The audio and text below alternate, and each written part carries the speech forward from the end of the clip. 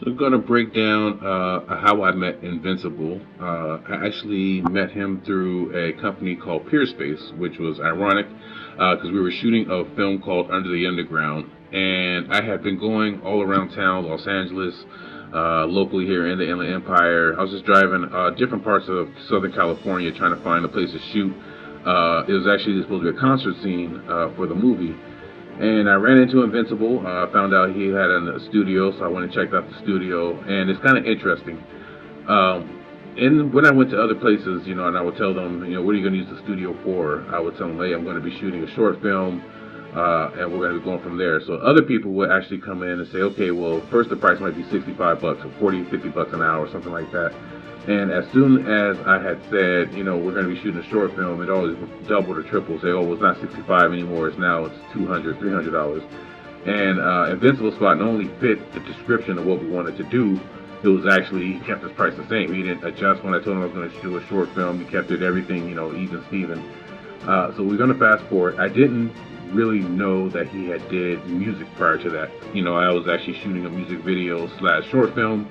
And then after getting to know him, a little bit later, I found out that he actually did do music. And the interesting fact about that is, like I said, he's actually taking me to Capitol Records. I was actually able to go and be in Capitol Records for the first time. I was able to meet DJ Battlecat and get an interview with him for my channel, even though it's for his music video. I was actually go ahead and introduced to him by Invincible. And also met Too Short through Invincible as well. So I met a few different people in the industry that actually do hip hop, and I've actually listened to the music. And he was pretty plugged in as far as being like an independent underground artist. And now, like I said, this is one of my good friends, man. We talk all the time. We bounce a lot of ideas off each other. And just kind of to just understand, like I say, the music business and even creating music on a whole. Invincible is one of the people that I'll give a call and we'll kind of talk about and see what's going on. I thought he would be absolutely perfect for the independent series, and especially episode 2 because his knowledge of the music is, and creating music and then having certain connections with people that are established in music gives him a different insight as far as, production and music making. I've even recorded a song with him recently, and then just to see the grind and the work that he puts in as well.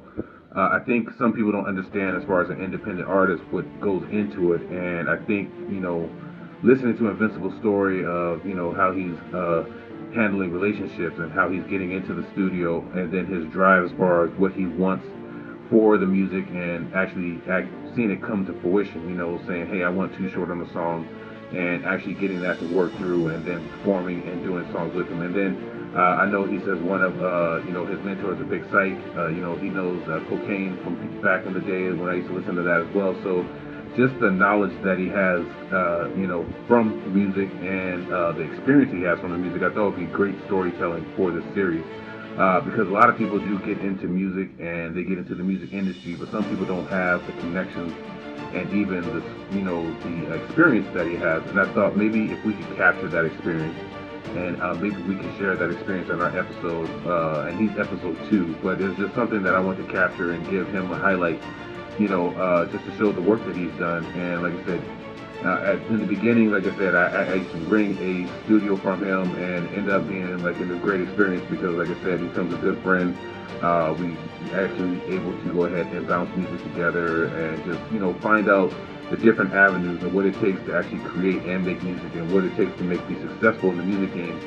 And it's always good to have a friend in this business, I guess, to, to have, I guess, what is the word I'm looking for? You want to be able to explain things or maybe bounce some ideas off of, maybe get some of their input. Sometimes I'll have a project or I'll have something and I'll shoot it to him and see what he thinks, and vice versa. He'll say, hey, what do you think about this?